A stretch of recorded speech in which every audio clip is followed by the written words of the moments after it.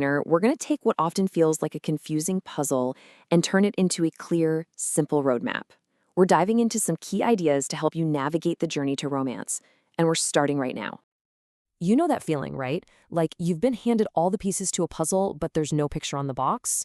It can feel a little daunting for sure, but the whole point of this is to give you the map, to help you see how all those vibrant, confusing pieces can actually fit together.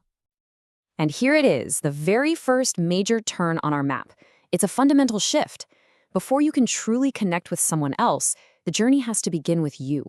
It's all about self-development first. This simple idea puts you right in the driver's seat. So where do we even begin with that? We start right here in section 1, laying the foundation. This is all about the internal work, right? It's about getting your own mindset sorted out before you even think about making a move. It's the groundwork. A winning mindset really boils down to 3 simple, actionable steps. First, and this is a big one, you have to ditch that negative self-talk. That little voice that says, I'm not good enough, you gotta shut that down. Second, embrace a playful attitude.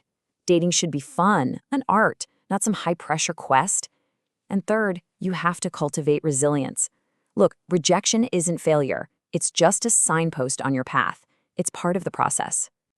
And all of that brings us to what the source material calls the ultimate game changer, and that's confidence. But we need to be really clear about this. True confidence isn't about being arrogant or the loudest person in the room. Not at all. It's that quiet self-assurance, that inner glow that comes from being genuinely comfortable in your own skin. That's what's universally attractive. Okay, so the foundation is set, your mindset is solid. Now what? Now we get into the action. Let's move to section 2 and talk about making that first move, but doing it the smart way. Timing is absolutely everything. Think of it like traffic lights. You are looking for the green light, those subtle gaps, those moments of openness. Is she glancing around looking relaxed? That's your cue. That's a go. But if she's laser focused on her phone or looks really stressed, that's a red light. Just wait for a better moment. So the moment is right. What do you actually say?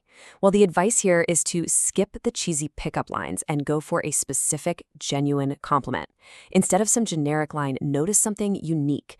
Pointing out a cool scarf and saying, that's a bold choice, or commenting on a book she's reading shows you're actually paying attention. You're present. And remember, your body is talking a mile a minute before you even open your mouth. So what's it saying? Stand tall, It just projects confidence. Keep your gestures open. Crossed arms are basically a big do not disturb sign. And find that sweet spot with eye contact. Just enough to show you're interested, but not so much that it gets weird. You've made the approach, the conversation's flowing, that's awesome.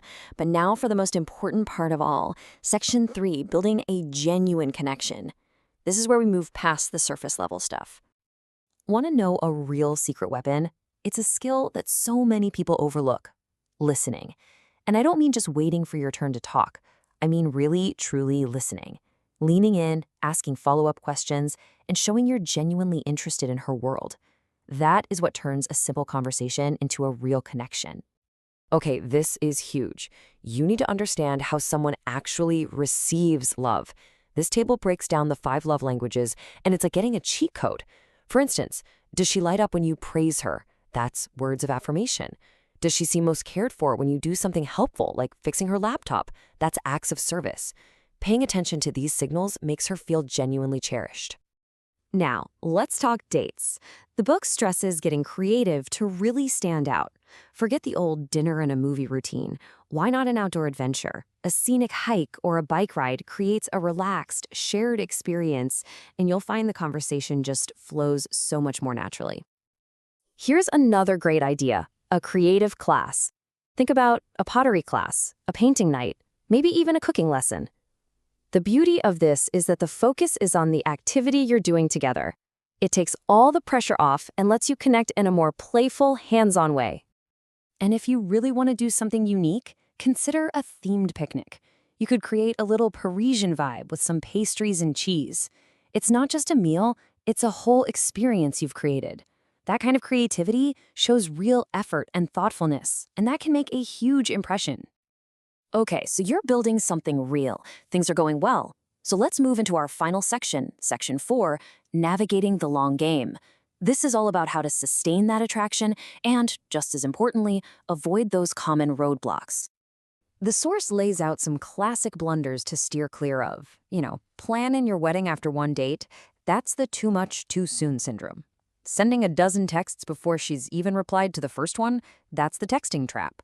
Forgetting to listen, neglecting your own growth, or letting your confidence slip into arrogance, these are the traps that can derail a really promising connection before it even gets going. And really, this all brings us to the core philosophy of this entire guide. This quote just says it perfectly. The goal isn't just to get the girl and cross some finish line.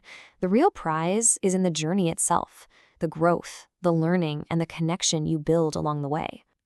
So, as we wrap this up, the final question isn't about some grand, complicated plan. It's about the very next thing you can do, the very next step. Is it working on your mindset? Is it thinking about how you listen? Or maybe it's just finding the courage to take that first small action. What does your journey look like, starting right now?